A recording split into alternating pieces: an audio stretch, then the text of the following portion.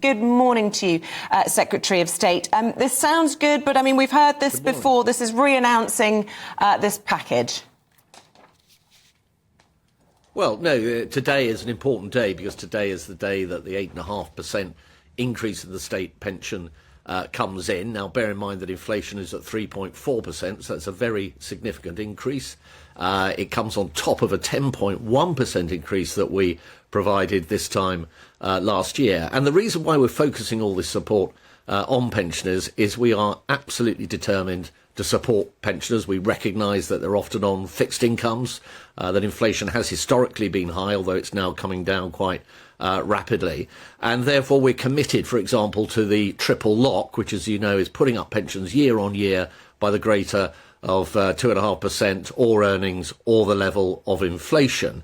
And I think that's one of the proudest achievements, actually, of this Conservative government, that was brought that in, because it's meant that since 2010, pensioners are £1,000 a year better off than they would have been had their pensions just gone up by earnings alone. And it is incontrovertibly true that pensions have grown faster than wages, faster than benefits over the last 14 years. Pensioners have received quite a lot more money, to the extent that actually now the state pension in the UK is ahead of the basic state pension that you could get in Germany, in Spain, in Italy. In fact, the only major country in Europe that has a higher basic state pension now is France. But there comes the question, because France, their pension system is in £14 billion of annual deficit.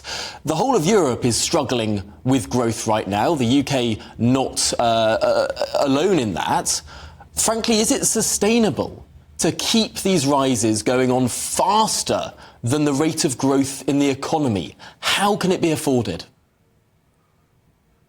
Well, it is sustainable is the answer, because it has to fit within, as you'll know, the Office for Budget Responsibility fiscal targets. And at every fiscal event, and every time we make these fiscal commitments, those numbers are rerun, and we have to sit within the so-called headroom that the Chancellor has. But you're absolutely right to point to the fact that UK pensions are high relative to those overseas, and in fact they're very high compared to what we had under the last Labour government. And many of your viewers may remember the 75p increase that occurred to the state pension under Gordon Brown, and we had very high levels of pensioner poverty under the last Labour government. In fact, under this government, poverty amongst pensioners has fallen by 200,000. So we are absolutely full square behind our pensioners and supporting them.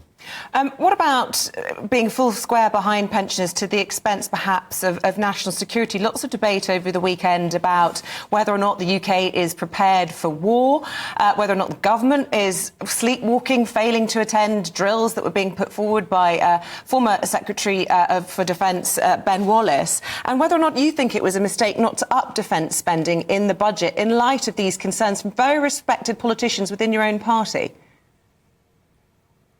Well, there was a huge increase in defence spend, in fact, in 2020. And in terms of our spending on defence, of course, if you look across the NATO alliance, we are the largest spender in terms of percentage of GDP amongst our European NATO members, and the second largest NATO spender, only behind the United States. Now, we have an aspiration to move from what is the NATO commitment of 2%. We're now at about heading towards 2.3% of GDP, to actually go still further to 2.5% of GDP. And bear in mind that when it comes to the various military tensions there are around the world, we were right in the forefront of supporting Ukraine. A £2.5 billion package there, which has been repeated under this Prime Minister, one of the first countries to get in there with the missiles and the tanks and the kind of military support that Ukraine needed. Also here within the UK, training thousands of Ukrainian soldiers and pilots to make sure that they're ready to prosecute the defence of their country. So we do take defence extremely seriously indeed. There's a bit of fatigue, don't you think, especially in relation to what is happening in Ukraine and indeed in Gaza. And I just wonder what your own view is, based on what James Heappey, the outgoing Armed Forces Minister, said yesterday, that we are failing to prepare for war. Really alarming words from somebody who has served himself and, as I say, respected within the party as well, and backed by Ben Wallace. Well, as I say, there are often calls for more defence, and it certainly is true that we live in a more precarious and dangerous world. You think about everybody from Iran to North Korea to China to Russia, Ukraine, Gaza, and so on. This is a very uncertain time, probably the most dangerous time, certainly since the end of the Cold War. And that has been reflected in the security review that we conducted recently. It's reflected in the fact that we are upping our aspiration in terms of defence spending and doing that collectively, of course, as part of NATO. And you've seen many countries such as Poland and Latvia, Lithuania, Estonia, etc., announcing quite significant, Germany, significant increases in their spend, because we collectively recognise there is a heightened level of risk going forward. Now, you've been speaking about the amount of money going into pensions. That's coming out of taxes. The amount of money going into defence, that's coming out of taxes. There have been billions more going into the NHS, that's coming out of taxes. Is it no surprise, therefore, that the tax burden, despite the national insurance cuts that we've seen in the last two fiscal events, is still predicted to rise over the next 4 years due to these frozen tax thresholds? More people being dragged into paying tax and more people paying more tax, despite the little cuts. Well, the level of the tax burden in the UK is about mid-pack when it comes to other European nations. That's broadly where we are.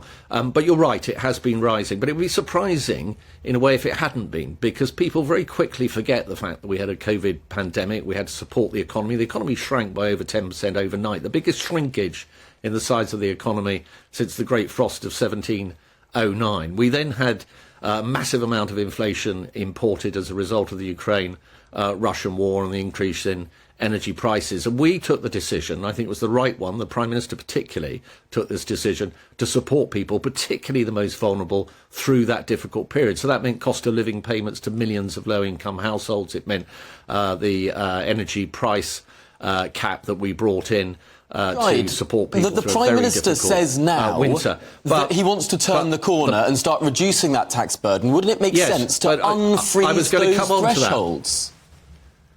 Yeah, well, those are matters for the Chancellor as to what he does going forward, but we've made it very clear, and in fact judge us by our actions. What I was going to go on to say is that there was a price that came with all that support, and we had to put taxes up to cover that. But taxes are now coming down. Now, the national insurance cuts, which also have just come in along the second instalment of those, mean that for the average worker on £35,400 a year, they're going to be £900 a year better off as a consequence of this. And in fact, you mentioned the threshold freezes. If you look at that average worker, the marginal tax that they're paying after taking into account both the national insurance cut and the threshold freeze is the lowest marginal rate of tax they'll be paying since 1975. So it does actually depend where you are on the income spectrum as to how these as you know, different lots of taxes nurses and teachers and people who you wouldn't say are well paid are being dragged into those higher thresholds. We can argue about that, but I just want a final thought from you about William Ragg. He remains Vice-Chancellor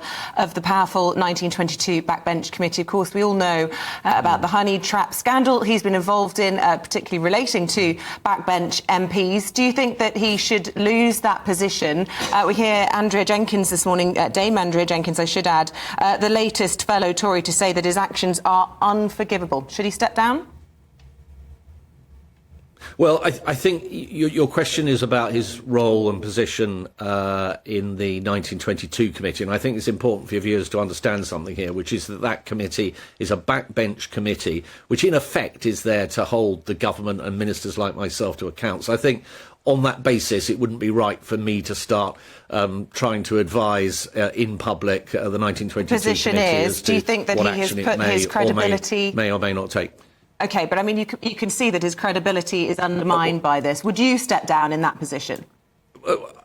Well, I think it's a very all situations are different, and thankfully I'm not in that situation. But he has clearly done something that is exceptionally inappropriate and ill-advised. He has apologised for that. And I think that the overarching lesson for all of us in public life here is to proceed with great caution in these circumstances. And he's clearly got himself into a very difficult situation and then did things as a consequence of that which have impacted other people, which is deeply unsatisfactory, which is why he's apologised.